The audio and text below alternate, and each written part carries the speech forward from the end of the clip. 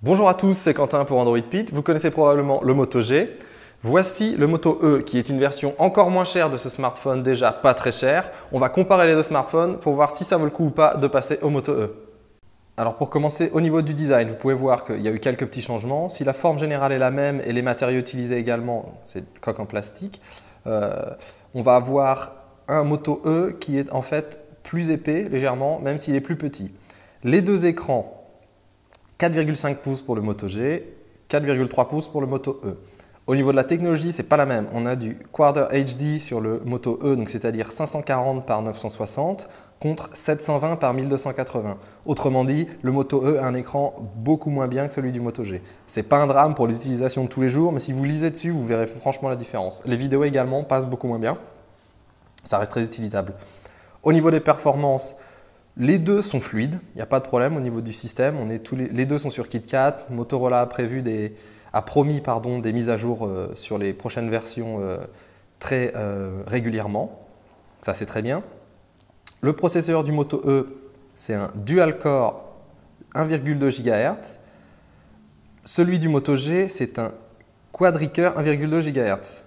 Donc, il va être un peu meilleur quand même au niveau des jeux, certains au niveau de la vidéo également. Au niveau de la mémoire interne, le Moto G, comme vous le savez peut-être, a 8 ou 16 Go selon les versions et pas de port micro SD. Le Moto E a lui 4 Go et 1 Go également de RAM, mais il dispose d'un port micro USB si j'arrive à l'ouvrir. Donc voilà, comme vous pouvez le voir, une fois qu'on arrive à retirer la coque, ce qui n'est pas forcément facile, du Moto E, on se retrouve avec un port micro SD. Qui est inexistant sur le Moto G. Ce qu'on va également voir comme différence, ça va être le haut-parleur du Moto G qui est ici, a migré sur l'avant du smartphone. Donc au niveau du design, ça va changer un petit peu, c'est un peu plus élégant sur le Moto E, mais au niveau du son stéréo, c'est mieux. C'est stéréo en fait par rapport au Moto G qui ne l'est pas. Également, l'absence d'appareil photo frontal sur le Moto E, gros point de détail.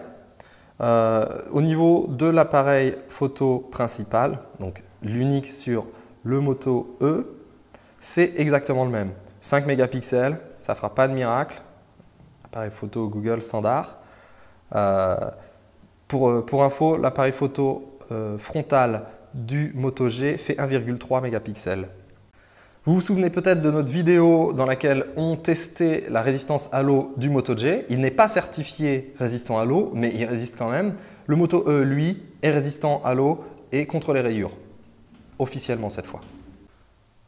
Pour conclure, le Moto G est le grand gagnant de ce comparatif. Pourquoi? Parce que son rapport qualité-prix est plus intéressant. Les compromis qui ont été faits sur le Moto E le rendent moins intéressant, même s'il est moins cher. La seule chose qui pourra vous faire décider pour le dernier de chez Motorola, c'est la carte microSD si vraiment vous avez besoin de plus de 16 Go. Suivez-nous sur notre chaîne YouTube, sur Facebook, Twitter. Salut!